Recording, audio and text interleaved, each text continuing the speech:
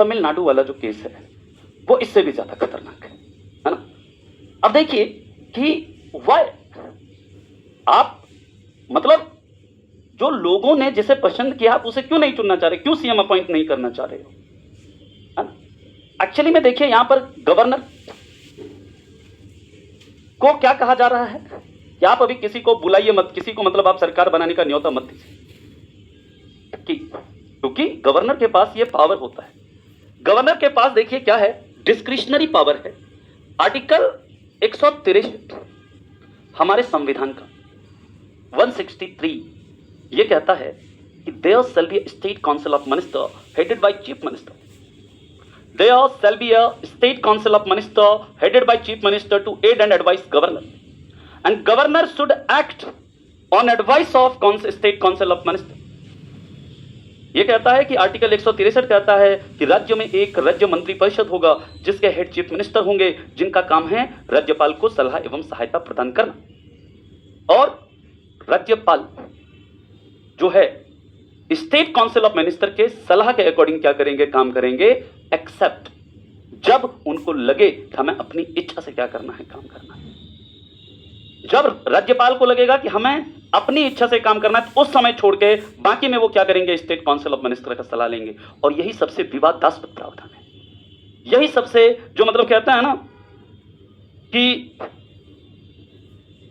सबसे ज्यादा जो विवाद उत्पन्न करने वाला है केंद्र और राज्य के बीच में, यही प्रावधान।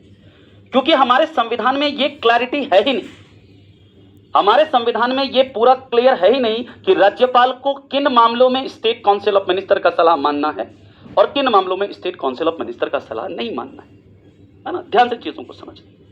अभी अब स्थिति क्या है कि यहां पर सिंगल लार्जेस्ट पार्टी है विजय थैलापति, इसकी पार्टी जो है सिंगल लार्जेस्ट पार्टी है, वहां पर जिनके पास आई थिंक 108 सीट है ना, 108 सीट जीती है। तो नॉर्मली जो है कहता क्या है हमारे मतलब अगर सामान्य प्रक्रिया की बात करें तो ये प्रोविजन है कि जो सबसे single largest party, single largest party जो है इसको क्या किया जाए, गवर्नमेंट को फॉर्म करने का क्या किया जाए, न्योता दिया जाए, आप आइए गवर्नमेंट को फॉर्म करें। ये सामान्य प्रक्रिया है कि जब भी कोई चुनाव होता है उसमें जो सबसे सिंगल लार्जेस्ट पार्टी होती है, जो सबसे बड़ी पार्टी होती है, अगर किसी को मेजॉरिटी नहीं मिला है तो जो सबसे बड़ी पार्टी है, सबसे जो सिंगल लार्जेस्ट पार्टी, आप क्या करो, उसे गवर्नमेंट को फॉर्म करने का क्या करो, न्योता। लेकिन अब तमिलनाडु के गवर्नर ने क्या कर दिया, मना कर दिया, कहा कि हम नहीं देंगे, क्योंकि गवर्नर को कौन अपॉइंट करता है, सेंटर अपॉइंट करता है गवर्नर को।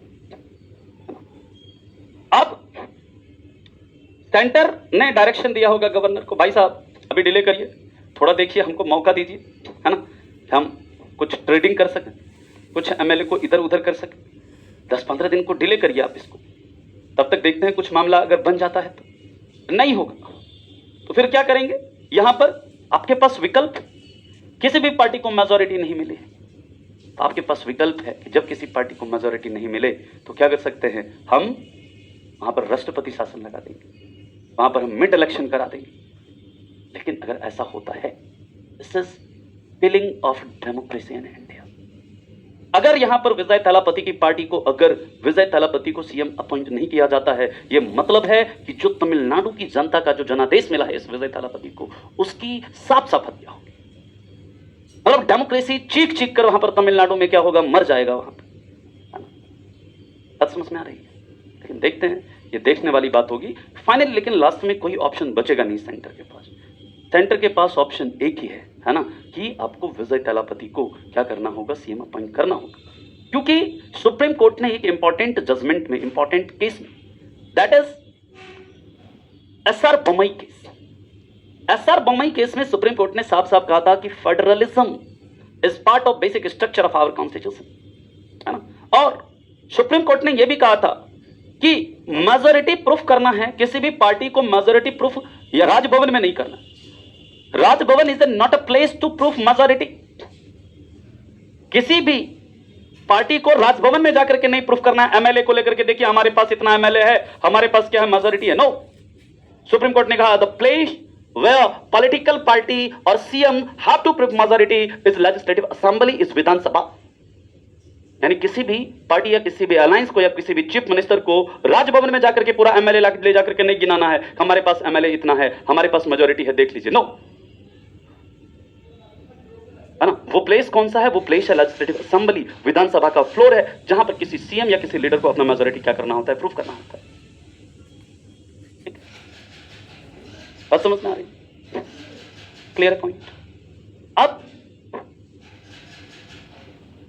इसके आगे चलते हैं हम लोग। तो ये थोड़ा रिसेंट का मैटर है, तो इसलिए मैंने सोचा कि थोड़ा आपको बता दूं।